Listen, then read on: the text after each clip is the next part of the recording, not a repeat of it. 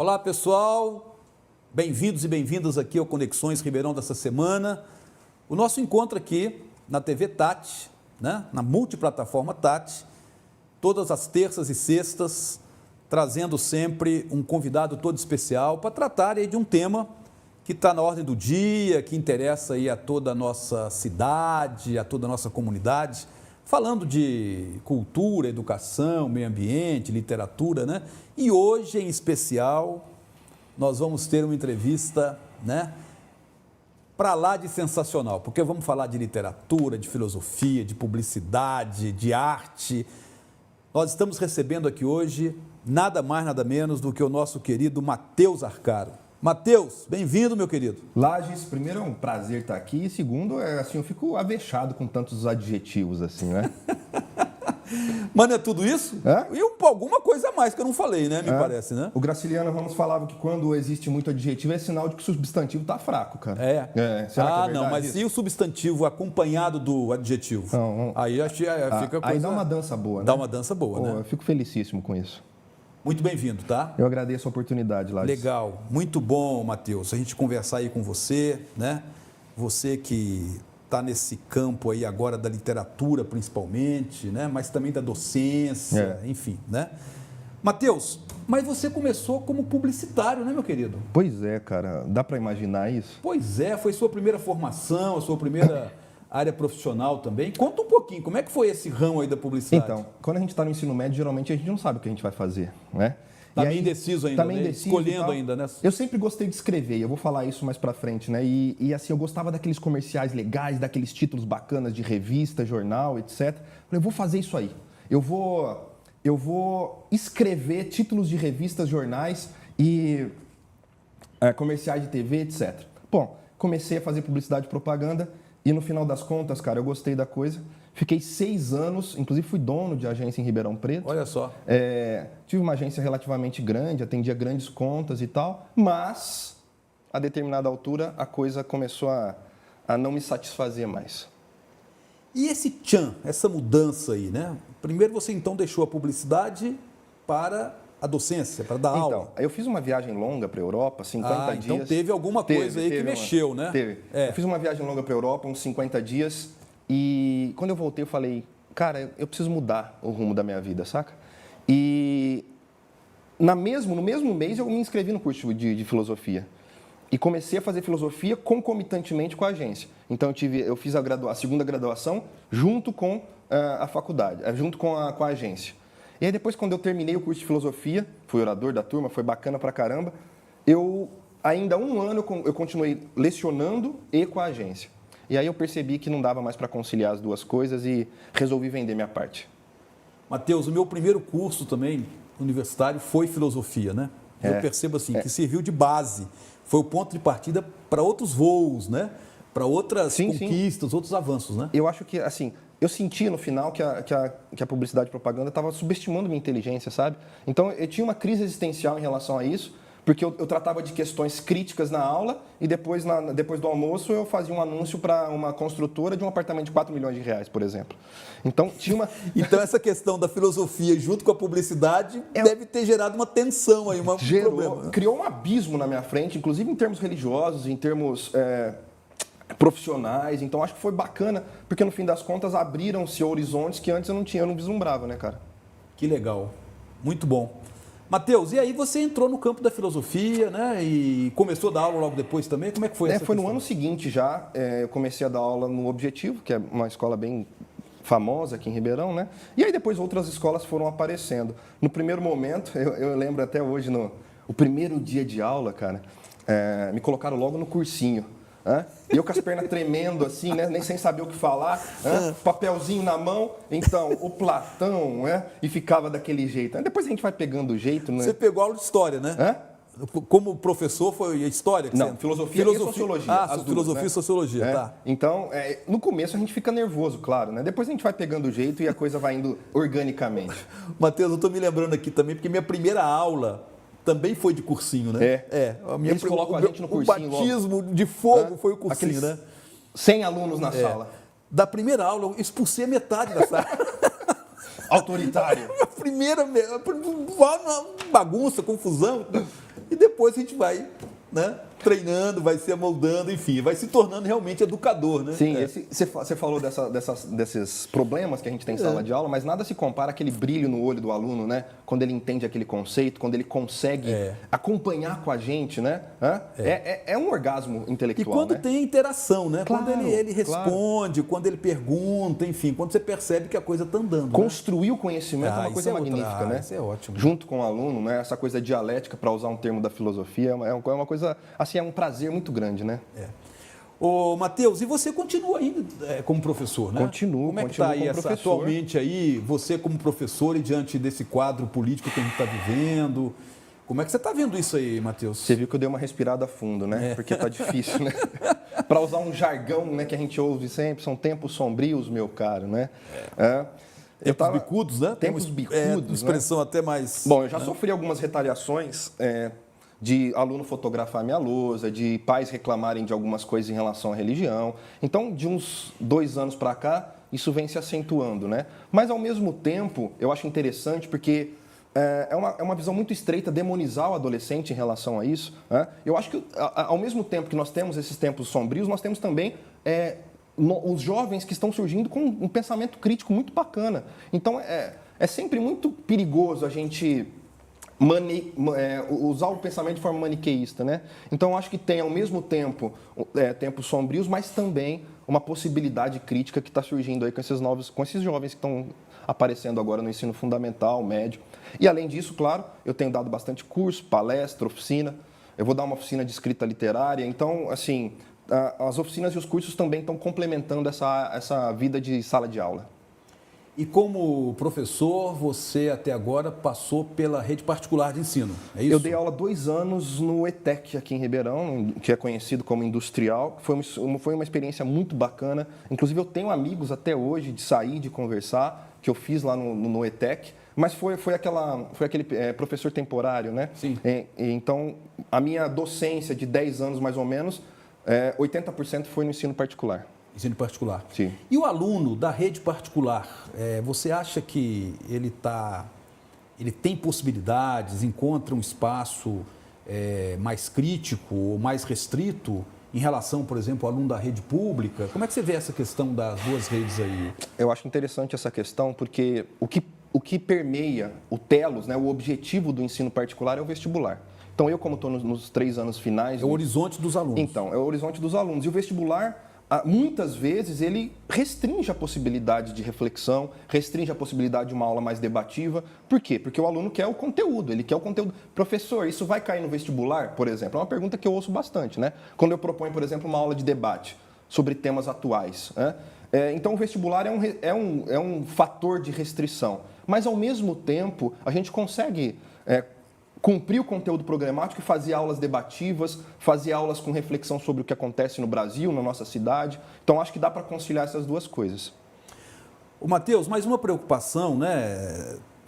Aqui mesmo no Conexões, a gente tem sempre recebido amigos aqui, né, nas entrevistas, falando de educação, é um tema recorrente aqui, né, no programa. E sempre vem essa questão de que a escola hoje parece um campo de batalha dos grupos aí, da sociedade, né? Que querem estabelecer um controle, querem estabelecer uma intervenção no currículo, né? Agora mesmo, recentemente, aquela invasão lá do Colégio Dom Pedro II no Rio, né? Eu vi. Por deputados do PSL que chegaram lá fotografando cartazes, dizendo que estavam ali para fiscalizar conteúdo político na escola, etc. Né? Veja, há uma luz no fundo do túnel para isso aí, Matheus? Você acha que a gente vai atravessar esse contexto, essa conjuntura de que maneira? Como é que vai sair disso, meu querido? Primeiro vamos falar um pouquinho do que está acontecendo, né, no Brasil, que eu acho que é uma coisa bem estarrecedora. Eu já ouvi muitas vezes a expressão doutrinação, não é? É uma expressão que está muito em voga hoje e tal. E dizem que a escola doutrina os alunos. Nós já vivemos um período assim no Brasil, né, na ditadura militar, em que matérias como sociologia e filosofia foram tiradas do currículo. Nós já sabemos qual é a pretensão e substituídas por outras. É isso, né? Educação moral e cívica, por exemplo. Que eram tradicionais, que vinham desde a época do Império, mas vieram com um outro objetivo, né? Claro, claro. E travestidos de um patriotismo que nada tem de patriotismo, né? Porque no fim das contas, aí eu trago o Habermas, o patriotismo não é saber cantar o hino, não é soltar frases de efeito, não é isso. Patriotismo é respeitar a Constituição. Patriotismo é ser brasileiro na medida em que eu respeito as leis. Bom, esse é um ponto, né? Agora, falando de doutrinação. Cara, suponhamos que a escola doutrine. Vamos partir dessa premissa, né? Se a escola doutrina, ela seria um contraponto à mídia que doutrina, à igreja que doutrina, aos pais que doutrinam. Então, mesmo se ela doutrinasse, ela seria um contraponto interessante a todas as outras formas de doutrinação que existem. Por que ninguém fala da doutrinação da mídia, por exemplo? Ou da doutrinação dos próprios pais? Será que os pais têm de fato direito, de só pelo fato deles acreditarem no Deus XYZ, deles incutirem isso nos próprios filhos? É uma questão interessante a se perguntar. E dá uma discussão interessante essa aí, né? Porque os filhos são propriedade dos pais. Eu estou falando como pai, eu tenho 2 filhos. Então eu tenho o direito de...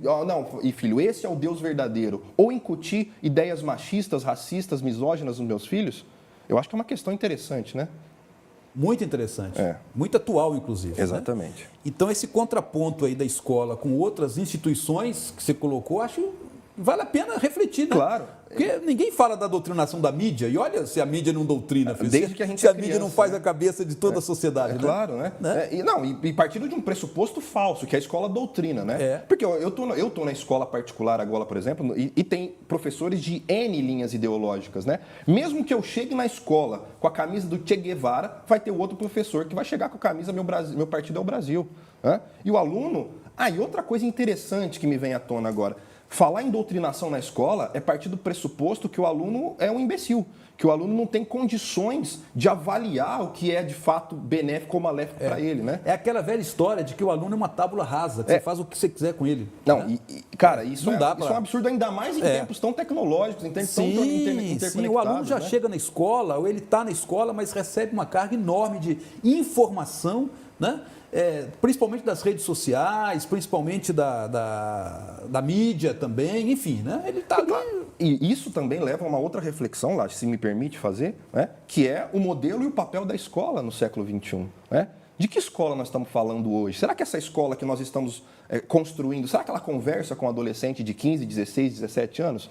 Porque o adolescente hoje ele vê N possibilidades informativas e aquele formatinho de escola, com a carteirinha enfileirada, com os alunos uniformizados, né? Eu acho que não corresponde mais ao que o aluno anseia. Não por acaso, um pensador do final do século XX, Foucault, vai comparar a escola, a fábrica e a prisão. E a prisão, presídio. Porque, no fim das contas, é o mesmo mecanismo de funcionamento, né? De controle, de intervenção, enfim. Né? O ano passado, eu tive uma conversa com o Pacheco. Você conhece o Pacheco? Sim, o Pacheco. A Escola da Ponte. Né? E ele tem uma frase interessante. Está em Brasília, né? Agora. Ele está em Brasília? Está morando lá. Interessantíssimo. A Escola da Ponte, em Portugal, para quem quiser interesse, vale a pena pesquisar. Né? E ele fala, nós temos professores do século XX, uma instituição do século XIX e alunos do século XXI.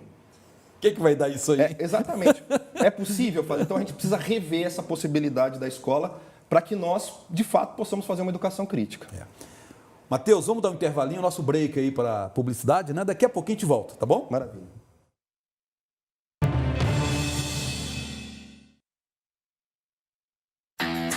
É muito mais diversão. Olá, Ele eu sou tendo essa Patrícia dificuldade. Penteado e quero fazer um convite para você. Estar junto comigo de segunda a sexta, a partir da 1h da tarde, para iniciarmos a tarde juntos. Tudo em altíssimo astral. Eu te espero, hein?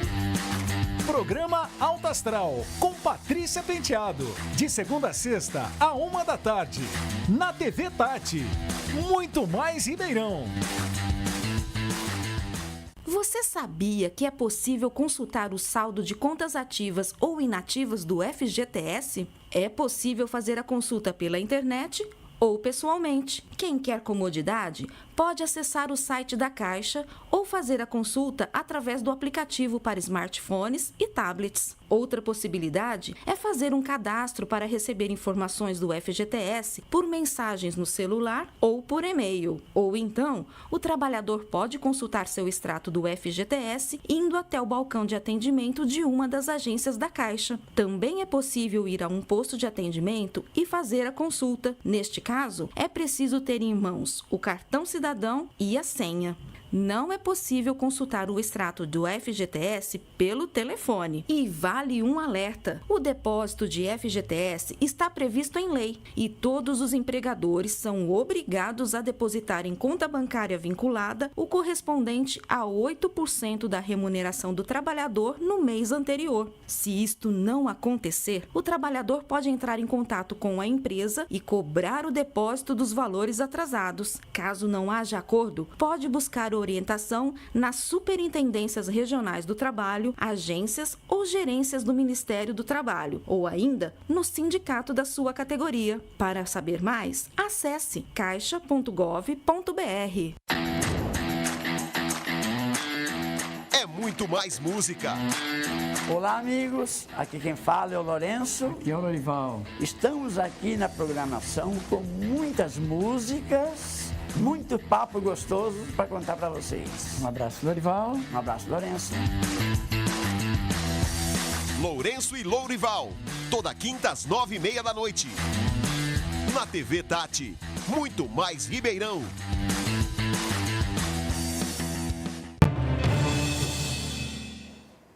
Voltando a Conexões dessa semana, entrevistando aí Matheus Arcaro, né? Ele que é escritor, professor, filósofo, enfim, um currículo, né? E uma, não só currículo, né? Até mais do que isso, né? Um portfólio bastante extenso. Matheus, vamos lá continuar nossa conversa aqui, meu querido. É o seguinte, ainda na questão da educação, queria, né, uma proposta que está chegando aqui em Ribeirão Preto, mas já tinha chegado em outros lugares aí pelo país afora, inclusive com muita força em Brasília, a questão da militarização das escolas, né? Você que é professor, você que mexe diretamente com escola, com alunos, enfim. Como é que você vê essa questão de colocar militar para tomar conta de escola? Em Brasília agora, os que já estão na escola estão reivindicando também serem diretores da escola, porque ela tem um processo de eleição do diretor, né? Eles querem participar como candidato. Como é que você vê isso, meu querido? Um dos discursos desse governo atualmente eleito era que ele seria contra o aparelhamento do Estado, né? E eu acho que eles estão aparelhando absolutamente tudo, inclusive a educação. Eu sou veementemente contra, obviamente, por questões muito simples. A educação, ela não está vinculada ao autoritarismo, mas à legitimidade da autoridade. São coisas bem diferentes. Isso está lá em Weber, já no final do século XIX. São coisas muito diferentes. Então, se você quiser impor rigidez ao adolescente ou à criança, no sentido de cima para baixo e não dialogar com ele, no fim das contas nós temos resultados reversos do que nós esperamos. É o contrário.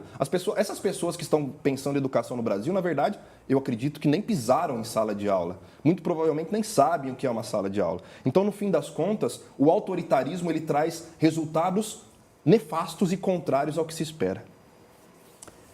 Porque a educação, a cultura, né, são filhas da liberdade, né? Claro. Acho que é por aí, né? Da liberdade, não da libertinagem. É que as pessoas confundem essas duas coisas. E se eu tenho liberdade, por exemplo, que eu dou para os meus filhos, é a liberdade de, inclusive, impor limites. Mas impor limites na base do diálogo. Por que eu não posso fazer isso, papai? Por causa disso, disso e disso. O mesmo raciocínio vale para o professor. Porque não adianta nada eu falar para o adolescente ficar quieto ou simplesmente fazer ele cantar o hino toda sexta-feira, que não é isso que vai fazer ele ficar mais comportado ou mais patriota. Muito pelo contrário, ele canta o hino, por exemplo, sem saber o que significa. Ele repete aquelas palavras, ele pode saber o hino de cor, pode ser bonitinho para o pai dele ver na festinha de Dia das Crianças, mas absolutamente não tem nada a ver com a educação isso. Matheus, seria interessante se a gente pudesse continuar falando, né, o restante aqui da nossa conversa sobre educação, mas eu queria ainda falar sobre a questão da literatura com você. Poxa, né? Você está aí também nesse campo, com grande êxito, né? Já tem algumas obras lançadas. Sim. Né? Afinal, a literatura acabou sendo o desdobramento natural de tudo isso que você tem feito, meu querido? Eu acho que sim. Eu costumo dizer que a literatura, ela traveste questões filosóficas sob o ponto de vista estético. né? Ela expressa as questões filosóficas, né? Então, o Ernesto Sábato, que é um escritor que eu admiro muito, um argentino, ele fala, né? As questões metafísicas, elas só são compreendidas na medida em que elas são encarnadas. E eu acredito muito nisso. Um outro pensador que eu gosto muito, que é o Camus, ele fala, você quer ser filósofo? Escreva romances. Eu acho que tem muito a ver com isso, né? Ele mesmo fez isso, né? Com o seu Estrangeiro. O Camus fez isso, ele personificou a questão do absurdo na sua literatura. E eu tento fazer isso com a minha literatura também, que é diferente de uma literatura panfletária, engajada, não é nada disso. A literatura não tem dever político, moral, embora ela seja um ato político, né? E agora, recentemente, eu lancei meu 4º livro. Os 4 saíram pela editora Patuá, que é uma editora bacana de São Paulo, finalista de prêmios literários, já ganhou Jabuti. Então, são 2 de contos, um romance e agora o primeiro de poesia. Como é que foi o primeiro livro? Fala um pouquinho dele pra gente. Foi interessante, né? Eu comecei minha vida literária em termos profissionais em 2011, quando eu conheci o Menalton Braff, que é um escritor muito conceituado na região, no Brasil, na verdade. Ele ganhou o Jabuti em 2000, Pois né? a gente está tentando trazer o Menalton aqui também numa entrevista, hein? E olha que interessante, eu fiz essa oficina e a gente acabou sendo amigo. Ele prefaciou 2 dos meus livros, né? A gente é amigo até hoje, eu participo de um grupo de literatura que ele e a Roseli, a esposa dele, coordenam aqui em Ribeirão. E aí eu fiz essas oficinas em 2011, mostrei alguns textos que eu já tinha. Ele falou, cara, você tem potencial, lapida isso aí. E eu e ele juntos fizemos a lapidação do meu primeiro livro de contos, que foi sair em 2014. Então foram 3 anos, mais ou menos lapidando uns 40 contos, que chegaram nos 21 contos do primeiro livro. E aí foi uma luta gigantesca para publicar isso, né? Porque hoje em dia é muito fácil publicar um livro, Lages. Mas publicar no sentido de você independente, pagar a publicação, etc. Agora, publicar em termos editoriais é bem mais complexo, né? E aí eu mandei para N editoras de pequeno e médio porte, mandei para algumas grandes que nem responderam para mim, e uma delas de São Paulo respondeu, que é a editora Patuá, e eu estou com eles até hoje. E a Patuá é uma editora que está tendo um nome interessante na praça, né? Tá tendo uma repercussão muito bacana, tá Tem saindo editado várias coisas muito interessantes. muito interessantes, cara, inclusive com premiações, como eu disse, né? E com espaço na mídia. A editora nossa, a editora Patuá, a editora Reformatório, são editoras médias de São Paulo que estão tendo uma repercussão em âmbito nacional. Mateus, e essa sua pegada na literatura, né, que está se mantendo, são 4 obras já que você já lançou, né? Chegou aí no ponto de você lançar Um Clítoris Encostado na Eternidade. Pois é, rapaz. E essa cara, coisa, e esse título desse livro, era para provocar mesmo? Não, na verdade, como cara, é que foi? Esse era um verso de um poema que era: a poesia é um clitóris encostado na eternidade.